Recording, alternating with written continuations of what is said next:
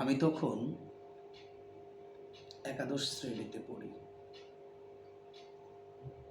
2001 সালের পর আমাকে কবিতা পেয়ে বসলো।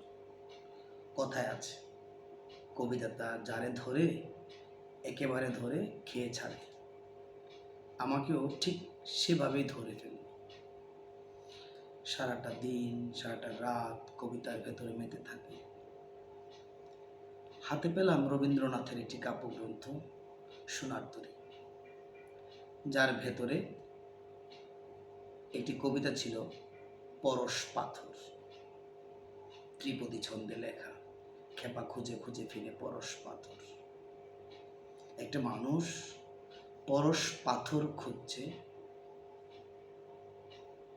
জীবনের শুরু থেকে শুরু করে একেবারে মধ্যবেলা পর্যন্ত সে সমস্তটা জীবন শুধু পরশ পাথরই খুঁজে গেল।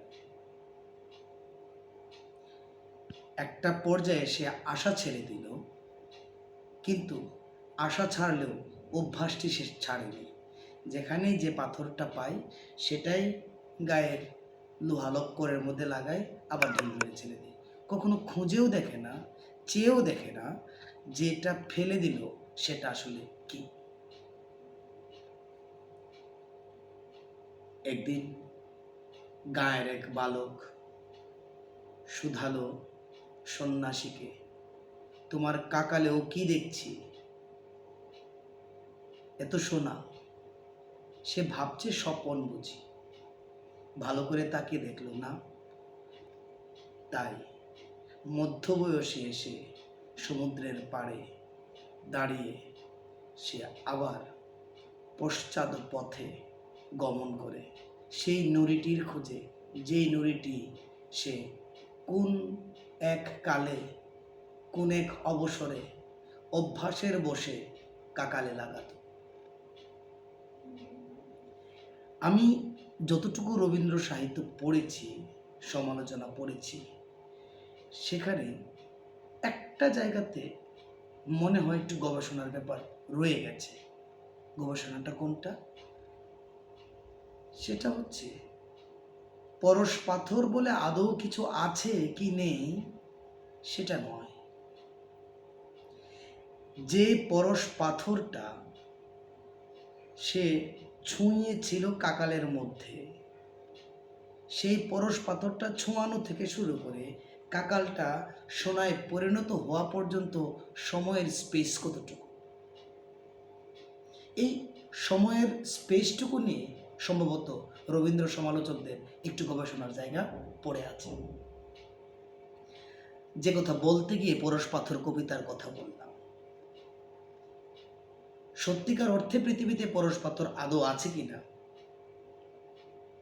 আমি জানি না, কিংবা বিশ্বাসও করি না। কিন্তু পরশ পাথর থাক কি না থাক, মানুষের জীবনে কিন্তু পরশ পাথরের ছোঁয়া লেগে যায়। ওই সময় একটি গান আমাকে মুগ্ধ করে দিয়েছিল। গানটি হলো, মুর্শিদ নাম যে কইরাছে সাধন, বিনা দুধে দই পাতিয়া উঠাইছে মাখন, সেই মাখন করলে ভক্ষণ, মরণের ভয় থাকে না, লোহারে বা নাইলাই কাঞ্চা সোনা। আমার মুর্শিদ পরশমণি গো, লোহা রেবা নাইলাই কাঞ্চা সোনা। পরশ পাথরের ছোঁয়ায় কাকাল সোনা হতে কত সময় লাগে কি লাগে না সেটা রবীন্দ্র সমালোচকরা গবেষণা করবেন। আমার কথা হচ্ছে, মানুষের জীবনে কখনো কখনো এমন মানুষের সংস্পর্শ আসে যার সংস্পর্শে কাকাল সোনায় পরিণত হতে কত সময় লাগে তা আমি জানি না। মানুষ রতনে সাধারণ মানুষ অতি মানুষে ম্যান মিডলম্যান হয়ে সুপারম্যানে পরিণত হতে খুব বেশি সময় লাগে না। তার একটা উদাহরণ আমার জীবন থেকেই বলছি। তখন কবিতা লিখি, রবীন্দ্রনাথের ছন্দ, নজরুলের ছন্দ, ঝংকার, উচ্ছ্বাস, আবেগ, সে এক অদ্ভুত সময়। মানে অনুপ্রাসের ঝমঝম বৃষ্টি কবিতার ভেতর কি টিনের চালার বৃষ্টির মতো পড়ছে, সেটা আমি নিজে বর্ণনা করতে পারবো না। ওই মুহূর্তে আমার একজন গুরুর সাথে দেখা হয়, কবি মহিবুর রহিম। তার সংস্পর্শটি আমাদের 2 বছরের জীবনে আমাদের যে একটা গ্রুপ ছিল, সেই গ্রুপটাকে কোথায় নিয়ে দাঁড় করিয়ে দিয়েছিল, এক আশ্চর্য বর্ণনা। মানুষের জীবনে এইরকম গুরুর সংস্পর্শ আসে।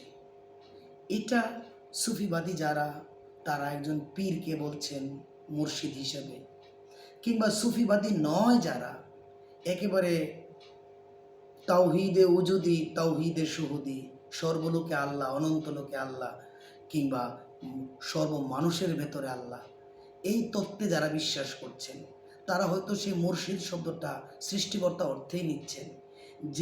যে অর্থেই নিক না কেন, মানুষের জীবনে মুর্শিদের আগমন ঘটে এবং সাধারণ মানুষকে সোনার মানুষে পরিণত করে দিয়ে যায়। এই সঠিক তত্ত্বটি আমরা যদি আবিষ্কার করতে পারি, আমরা যে কোনো সময় যে কোনো কাজ থেকে মুর্শিদের ছোঁয়া পেতে পারি। ধন্যবাদ।